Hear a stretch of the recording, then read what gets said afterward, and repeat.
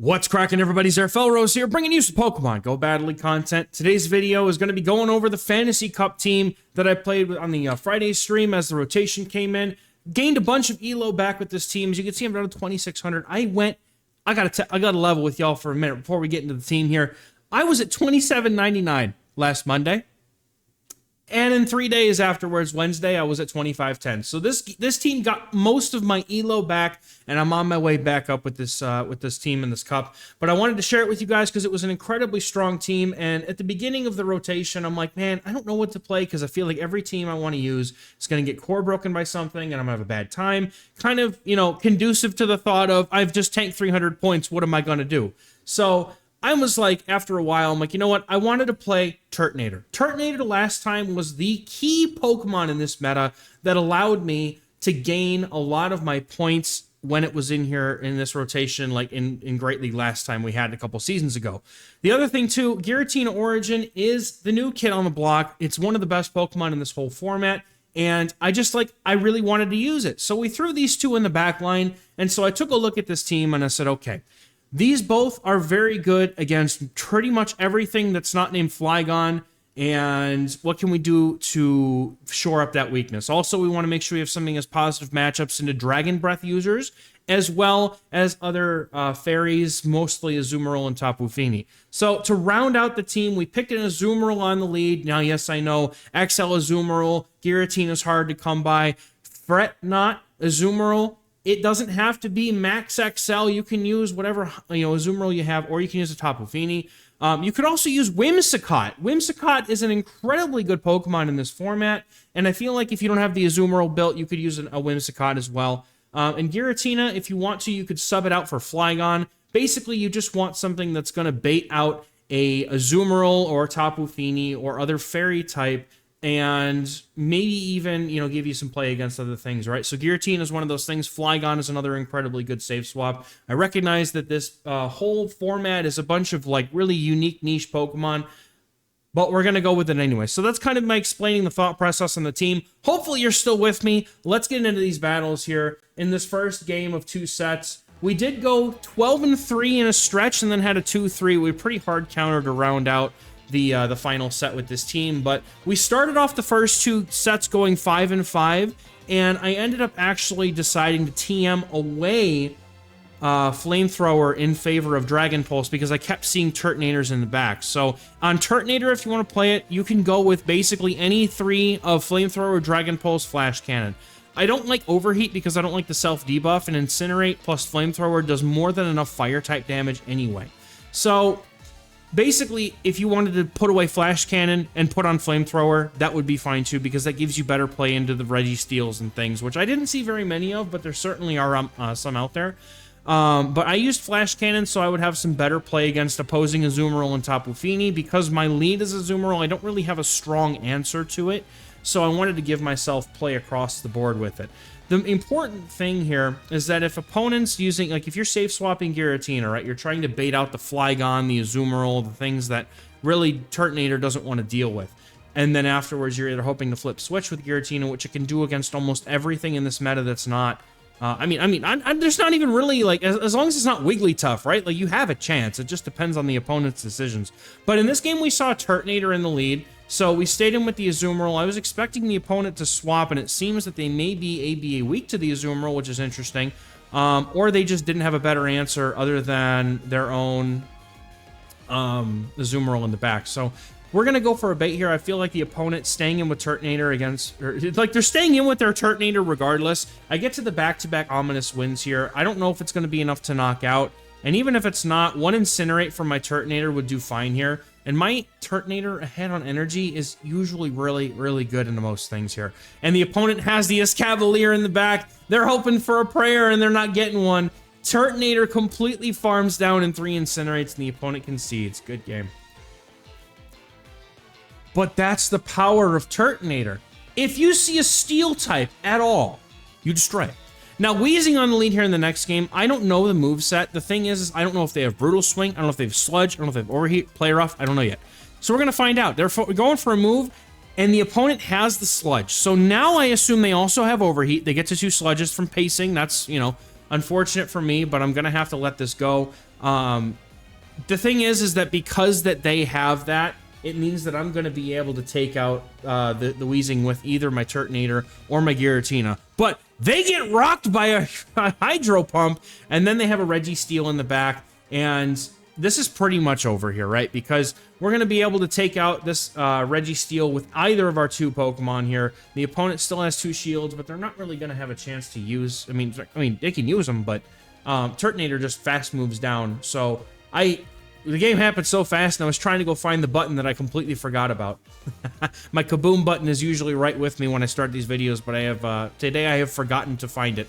So we're going to be able to Shadow Ball down. The opponent has a G-Fisk. That's why they were hesitant to swap out in the lead, and that's fine with me because all of basically my thought process here is do as much damage as I can with everything else, save 2 shields, let Turtonator just roast this poor little pancake, and that's pretty much a good game here. The opponent can throw whatever they want. I'm just doing as much fast move damage as I can. These 2 shields for the opponent aren't going to matter because Incinerate's going to be able to knock out. I'm going to swap out here just to make sure they don't get any extra farm. Turtonator's going to farm down. Opponent concedes, and that is a good game.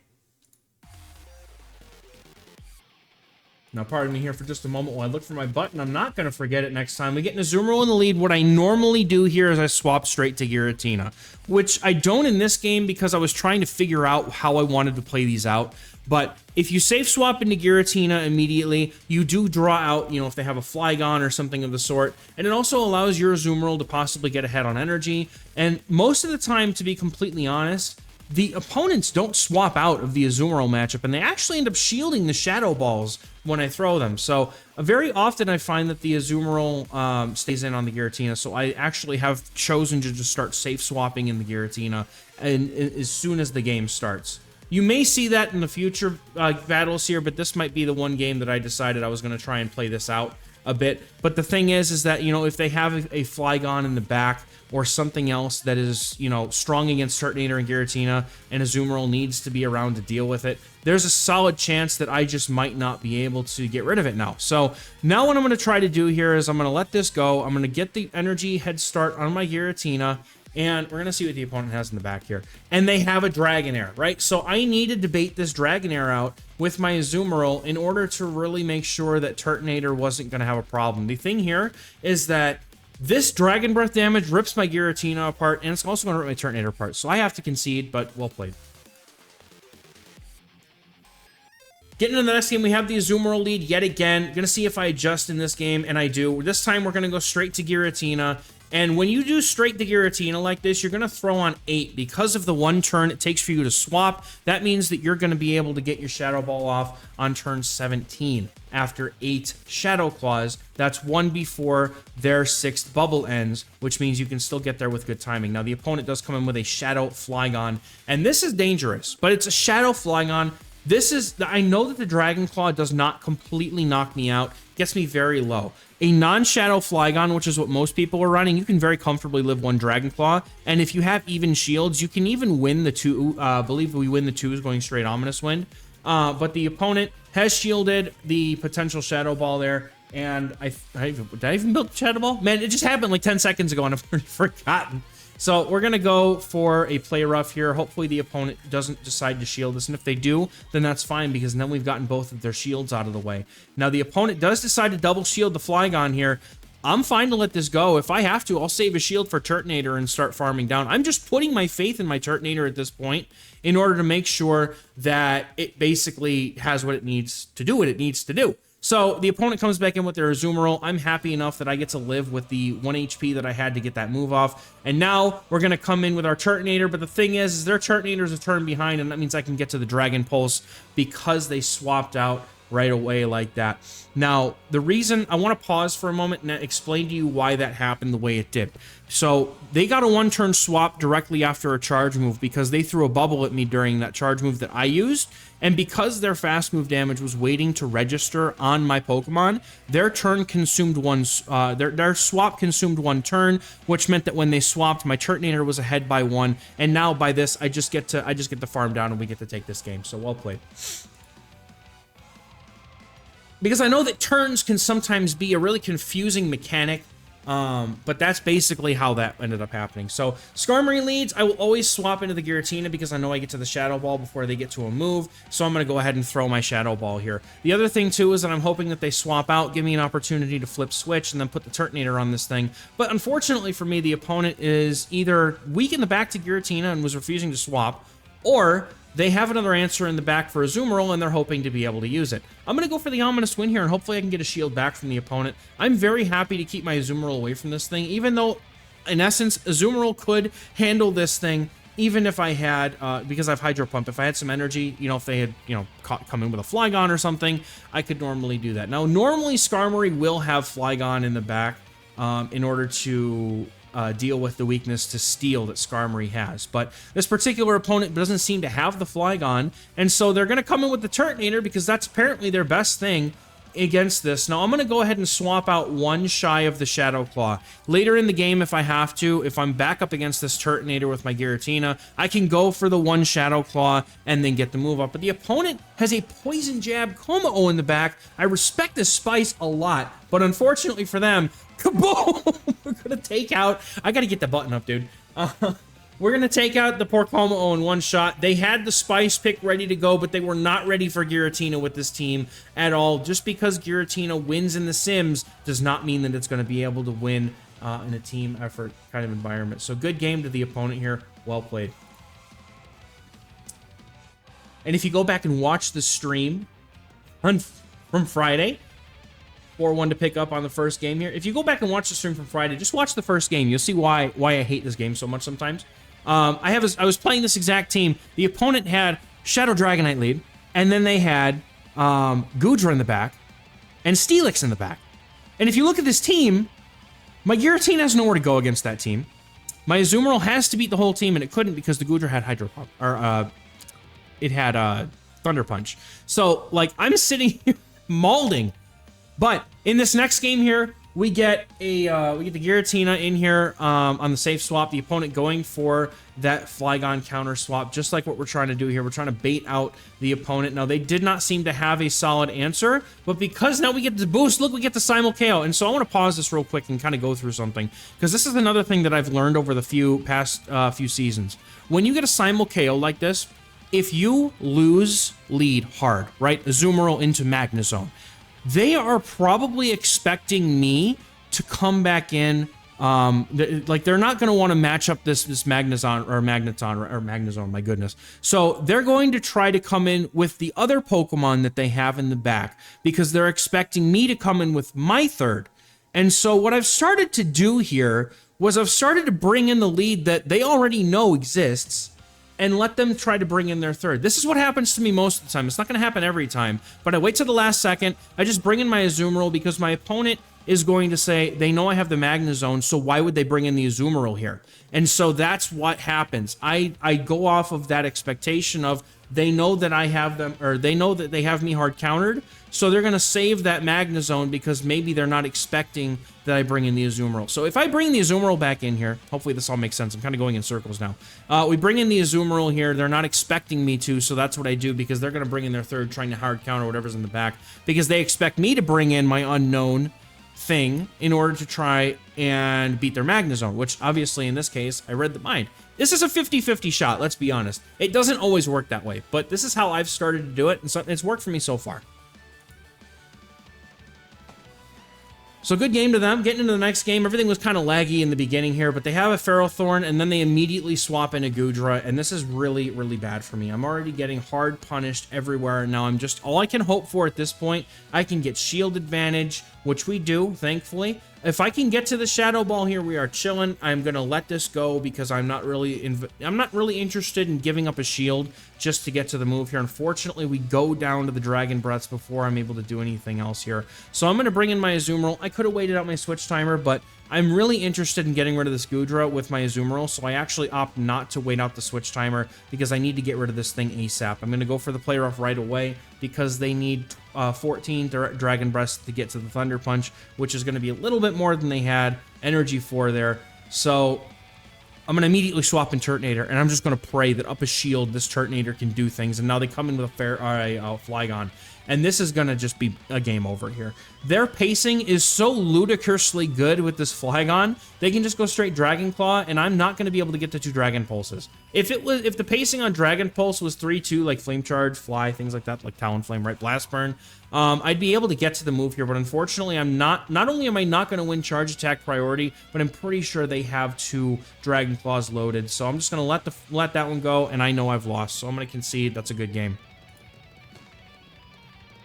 So really, the only games that we've lost so far have been, honestly, hard counter games. Now, the next one we pick up an Escavalier. The entire team does very well here. I stay in to start because normally I would expect the opponent to swap out of this kind of a lead. So what I'm going to do is I'm going to take a move here. They go for the Acid Spray. I'm going to go straight into my Giratina now because I need to check in the back for something like Flygon or a Azumarill or, what have you. Now, they threw Acid Spray once. What's to say they won't throw it again, right?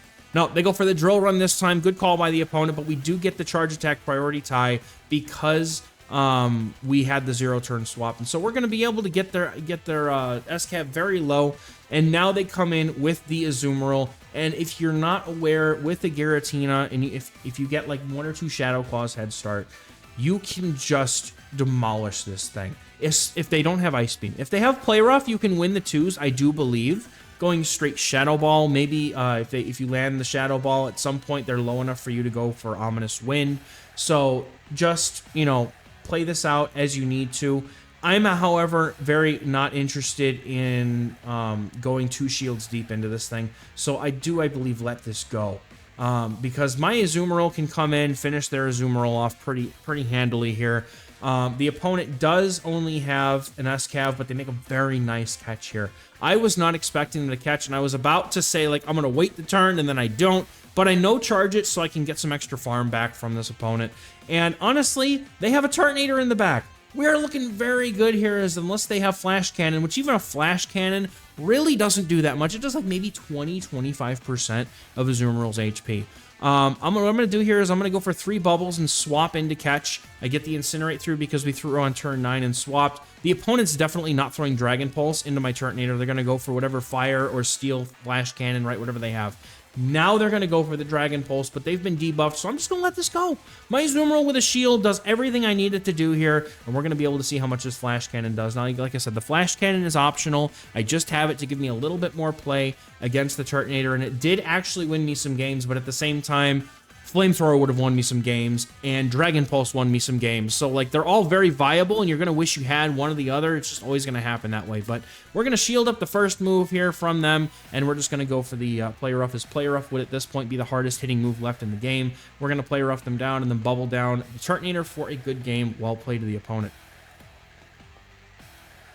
Lots and lots of Turtonators in the back. Turtonator would actually do really good in the lead in some of these. Case in point. Here's an Excadrill. Excadrill does not like Azumarill, so they're going to swap immediately into their own Azumarill. And because they swap out, that 1-turn swap applies. And I'm able to get to this Play Rough before the opponent's going to be able to get to a move. But the thing is they have a Play Rough loaded, so now I'm kind of in a position where I have to stay in with my Azumarill until they throw some energy here, and maybe I can bring in, Giratina, or, my other thought process is, well, my SCAV, or their Excadrill does very poorly into my Turtonator if I save my shields for it, and because I had that 1-turn advantage, I actually am always going to be ahead of this Azumarill by 1 bubble. So I actually don't need to do anything else to win this matchup other than stay here and play it out. So what I'm going to do here is I'm just going to win the matchup. I'm going to go, opponent wants to shield, I can shield, doesn't matter, it's fine with me. They decide not to shield, now they're going to come in with a Giratina. It's very dangerous here to come in with a Giratina,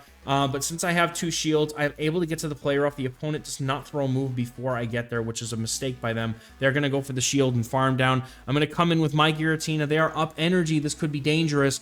I am going to make a call here that they go for an Ominous Wind. And thank goodness I get it right. They boost, but they swap out. And that's one of the things that I wish that Niantic would fix is boosts. Make it so that before the charge move ends, we get to see the boost. That's it. It's easy, right? All we want to do is be able to see our boosts because they can depict, they will literally depict whether or not we're going to be able to farm down or not farm down, depict whether we stay in or swap out, right? The opponent knew they got a boost beforehand. I guarantee they're not swapping out. But the opponent does shield up the final move, and all I need to do now is get my Turtonator to do a Dragon Pulse, and that's going to be a win. I know that a Shadow Ball doesn't KO, but I haven't taken one yet, so I'm going to take it for science to see how much it does. But the opponent baits anyway, which means that with the shield, I'm going to be able to take this one, and that's a good game to the opponent. Giratina overall would do very well into this team. It's a team effort to be able to take it up. We get another Skarmory on the lead, so once again, going straight to Giratina, and then the opponent comes in with a Azumarill, and I want you to watch this. Watch how this unfolds, okay? So we're going to go for the Shadow Ball here. They gave us a 2 Shadow Claw head start. Now, if they have Ice Beam, we can win this. And so they throw right away, giving me another free Shadow Claw. I'm going to shield this up in case it's play rough. I have to shield this up anyway, but they have Ice Beam. So let's see how close we can get to flipping this matchup. I'm going to go for 4 Shadow Claws and then go for the Shadow Ball here, be able to get them low. And now I'm at a point where I can just go straight Ominous Wind here. I am going to go for a shield because I would like to try to flip switch. Never mind. In most other cases, I would have gone for that shield. However, I recognized when I was doing that I don't think I was going to be able to make it. The opponent gives me switch, which is huge. I actually knew from prior experience that I would live the Ice Beam, and so the opponent hard swaps in their Flygon here, and I'm just going to save the shield for Turtonator. Honestly, I'm saving the shield for Turtonator. The thing is that the bubbles are going to do enough to get this thing down low. I'm not saving the shields for Turtonator. I lied to run. I realized that I need to take this out with my Azumarill instead. Look at me backtracking in the middle of my shoutcasting here. My thought process here was I'm going to shield up the Scorching Sands because I should be able to get their shield with this Hydro Pump, and then Turtonator can just do what it needs to do here with the Incinerates and maybe land a Dragon Pulse. This is one of those cases where I'd feel much more comfortable if I had the Flamethrower. The opponent does shield, so I'm actually going to go straight into my Turtonator after doing one more bubble, getting me that much closer to the next charge move. My Azumarill is still within a range where... Oh, no, never mind. Wasn't range of anything. But we're gonna incinerate down. I'm forgetting everything, man. My brain has already gone on. It's gone, man. It's gone. I had it all. But that's okay. Anyway, 4-1 sets. Losing my mind a little bit at the end of the recap there, but you can also see the games played live as I keep my live streams up on the channel for just playback, review, things like that. So you can go see the games that were played live. This team was incredibly strong. And I know we talked about in the beginning of the video, things you can substitute out for Azumarill and Giratina, but the Turtonator really puts in so much work in this meta. It's incredibly strong, and I love it in this cup. I really do. So that's going to do it for me for today, guys. Thank you very much for watching. We're going to catch you in the next one. Bye-bye.